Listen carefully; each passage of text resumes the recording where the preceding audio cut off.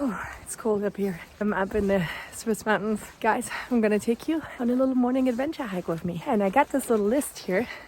The 11 things that I'm planning to leave behind in 2023. And maybe some of the things on the list are also things that you want to leave behind. So oftentimes we set resolutions. But what about, when you reflect on it? What is some stuff that you focus on that you want to not do anymore? So let's go on an adventure. Let's do it. Check this out. It keeps going up and up and up. Okay, so the first one is overthinking. About conversations that I've had with friends, with kids, with strangers that could have run better. We always, a lot of us tend to do that. We just, there was a interaction that happened. You might have been still tired or I don't know, whatever. And you just overthink it and analyze this for hours and hours sometimes at a time or for days after, depending on the severity of the conversations, depending on what triggered you emotionally, what didn't, because we're emotional beings as humans. But overthinking was in general about what am I planning to do? What kind of meals am I planning to do, right? How am I actually got a budget of finances? Every little thing, right? I think we tend to always, or at least me, overthink it to a point of procrastinating, right? Because I'm trying to get it perfect, quote unquote. I'm trying to be the most perfect version that I can be, which is a complete bullshit because we are imperfect as humans and we are not perfect. And I think just giving yourself the grace allows you also, and being kinder to yourself allows you also for just better interactions in general. So overthinking about the business, about my kids, about my relationship, everything like that, I'm gonna leave this behind. I've been doing that way too much. Okay, and as we're going on this hike together, don't be surprised because when it's so cold outside in the winter, my nose turns like Rudolph, the red-nosed reindeer. Okay, the second thing is kind of like a little bit of the same than the first thing, but caring too much about even the world, about what people think, about all kinds of other stuff. Is social media, caring about my competitors in business, just caring too much. It's too much, so I'm gonna leave that behind as well. And onwards we go. Okay, the next thing is just apologizing to much. I think we have this tendency, especially as women, to do that. And when you say, oh, sorry for different things, like you're just taking up too much space in your mind, right? And you're apologizing a lot, where other people or your friends or your partner or your kids even notice that you're saying sorry too much. I've been talking to my therapist about it as well, and just apologizing too much just comes from having a bit of a lower self-esteem. It's because of trauma that you go through or you have gone through, if it's growing up, something you experienced, the parenting style that you have been exposed to, and so on. And so if you have a lower self-esteem than other people, you find yourself just being a little bit more highly sensitive about just essentially taking up too much space, and then you're saying sorry for things that you don't even need to apologize for. There's absolutely no need. And so that's one thing I absolutely am focusing on leaving behind, because I've just gotten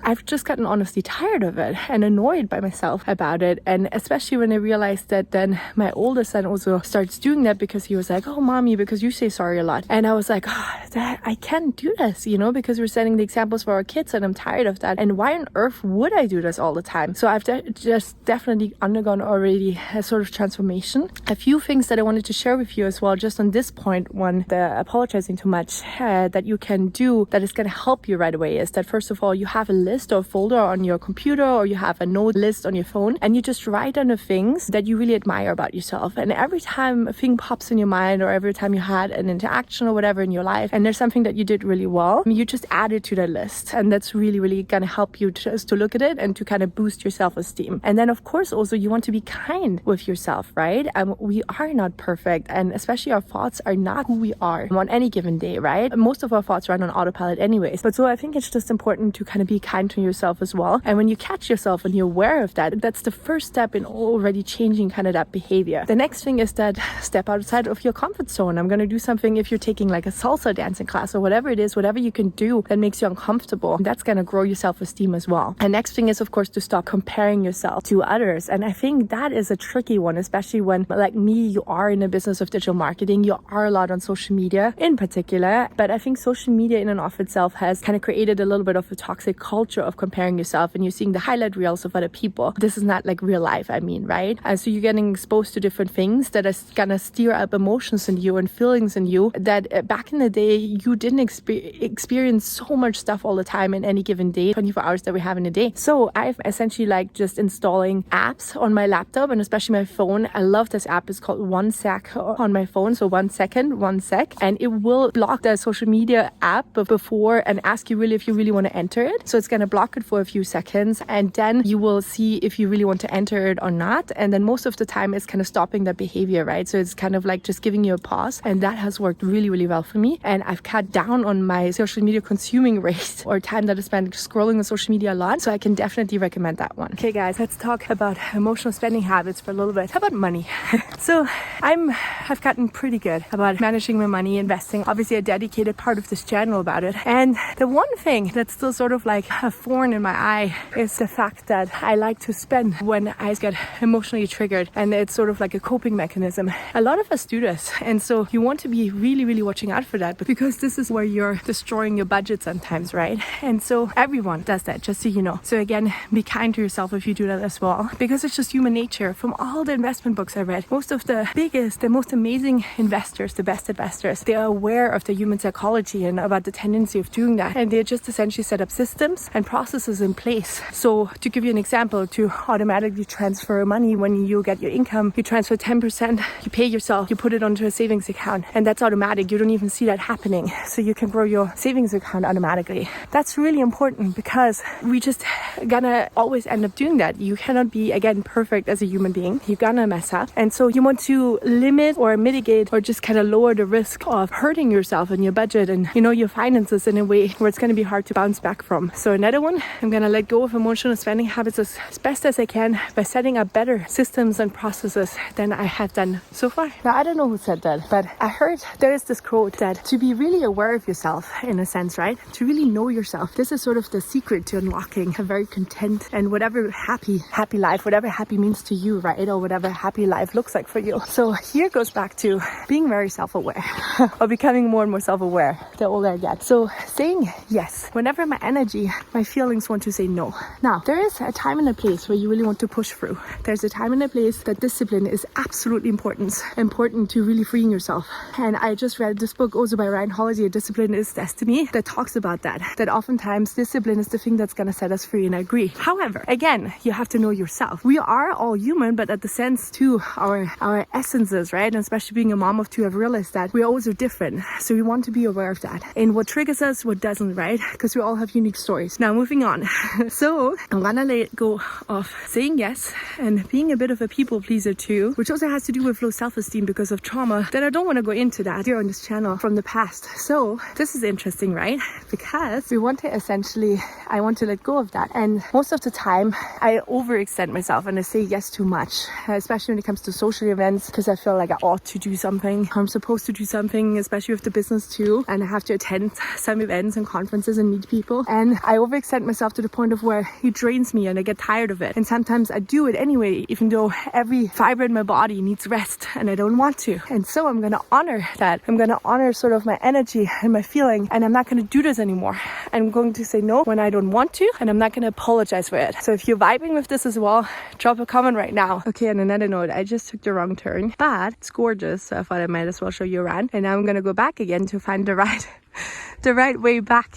Okay, so most likely you've also experienced in 2022 or maybe 2021, or it doesn't matter, in any of the previous years, you've been hurt by someone before. If it's a friend, if it's a partner, whatever, they've done something where you felt maybe cheated upon, where you felt betrayed, whatever. We don't need to get into this too much. But one of the things that I realized that I want to let go of is essentially holding a grudge, because it doesn't do me any good and it doesn't really help the situation. If that person already did something to you, they betrayed you, been disloyal, whatever it might be. First of all, people are obviously people. Most people, myself included, we always care about what's in it for us, right? We are selfish. It's like a way to kind of survive as well. But so holding a grudge is going to do you a disservice, did me a disservice because it just drains me a lot of energy, takes me away from the present moment and from really enjoying life. So that's the next thing. I think it's number 7 on my list. No, number 8 on my list. That I want to let go of essentially holding a grudge. After, this is the next point out, this is important as well, in my opinion. You want to hear that? After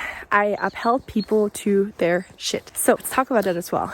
There's a saying in the Bible. My husband grew up religious, I didn't. And he keeps saying sometimes there's this kind of thought concept in Christianity, I think especially, that you have to be the bigger person, right? You hold the other cheek even to get slapped twice or something like that. And you're the bigger person. And then you let things go in a way. But what I want to say is that let go process is important. But I think it's still first and foremost important to uphold people to their shit. If they did something, I think they need to be called out about what they did. And if they hurt you, it's also, I think, a process of working through your own shit, right? Like if they sort of did something to you, if they projected something onto you, or if they're calling you out, or if they're being rude to you just on a grocery store when you're going for a grocery run and there's this person that's really rude to you and you can tell you have a shitty day. I think it's important to not just kind of swallow that down anymore, but I think it's important to just, oh, it's really icy here. But I think it's really important to call people out on their shit. And people get away with a lot of things all too much. And I think it's usually people that are actually really kind, that are good people, that are just swallowing a bunch of stuff that is happening to them. And that's not okay. And it's usually really, really selfish people, really greedy people that are getting away with a lot of stuff without being called out on it. And so I think it's important to just kind of like keep each other in check as well. So here's another good one. And it has to do with not procrastinating too much in a sense. For this next one, I'm going to tell you a bit of a story. It's essentially when my husband and I woke up again for the 5th time one night, and we woke up, it was 3 a.m. and we just were so exhausted, and we started, emotions and rage started sort of like rising because we have been sleep deprived for like close to 3 years probably. And so the thing is though about having kids and parenting, and what we realized as well, and it just hit us, is that we sort of dropped the ball there a little bit as leaders of the family, in the sense that when there is an issue in business, and we're really good at it in business, but when there is an issue, there's something going on, you want to essentially tackle it right away. If you don't tackle it right away, the problem grows bigger, and then it can be really, really hard to fix it. And when it happens in your personal and private life, and it is also something most of the time obviously involved with other people, you want to figure out how you can improve it. If you can fix it completely, because obviously another person plays a role in that problem as well. So for instance, going back to the sleep thing with my kids. But because of that, I think it's important to just like tackle the problem right away and not procrastinate. If there's something happening, like my kids are poor sleepers, or my son is a poor sleeper, he's doing this and this and that. We humans love stories, and so I have a tendency to start telling ourselves the story until it becomes sort of like a pattern, right? So we keep telling ourselves the story and it becomes a pattern, and then we assume the identity of said story. So I'm the kind of person, or I'm the kind of parent where I have kids that sleep really poorly, and then because we start feeling so comfortable with the story and with the identity we've assumed, it becomes way, way, way harder to change it. Now, in order for us to really tackle problems, is we have to start changing the identity, right? I want to be a parent. Who do I want to be? I want to be a parent that has kids that sleep 90 or 80% of the time really, really well at night, throughout the night, without waking up and that kind of stuff. And so what do I need to do if I reverse engineer backwards? What are some other stories I need to tell me? What are some things that I need to set into place? Do I need to reach out to experts to get the help I need? For instance, a sleep consultant, right? Is there a different problem? Like with my younger son, for instance, he has eczema that is due to some allergies. Can we get a blood test? Can I figure out what is the problem? Do you see what I'm saying? So you reverse engineer from there on backwards to start being able to tell yourself different stories, and then you already want to assume the identity though, to really start taking the action and kind of create this transformational behavior. So I think that's another thing that I want to do more of, is I want to catch myself when I tell myself poor stories that are not serving me, and I'm procrastinating and taking action to kind of turn my life around in a number of ways. Can we talk about imposter syndrome then next? It's another thing I want to let go of in 2023, is just putting too much weight into my thoughts in general. Because like I said, they are automatic, most of them. You are not the sum of all your thoughts, and imposter syndrome is a big one. I think it's hitting especially us as women because of the sort of societal trauma we have to kind of deal with, we have to go through it. So anyways, the more I age, the more I realize what a destructive thing imposter syndrome is and can be, and how it can really keep us from living a life by design, and like how we really want to live our life and kind of live out our full potential. So I'm gonna drop it, granted, as much as we can, because remember, we are still human. Okay, number 10 is not having enough silent space to really reflect and to hear my own thoughts. And here's the last one, and that's essentially like the big one. I want to let go of trying so hard to be somebody I'm not. And I'm not saying obviously I do this all the time, obviously not. I am who I am, but I want to let go of kind of like trying to form myself online or offline into somebody I am not. And so I think that's a big one, to go back to the fact that essentially you want to again really uncover more and more who I am, or kind of rediscover who I am, because I feel like we knew as children and then life happened.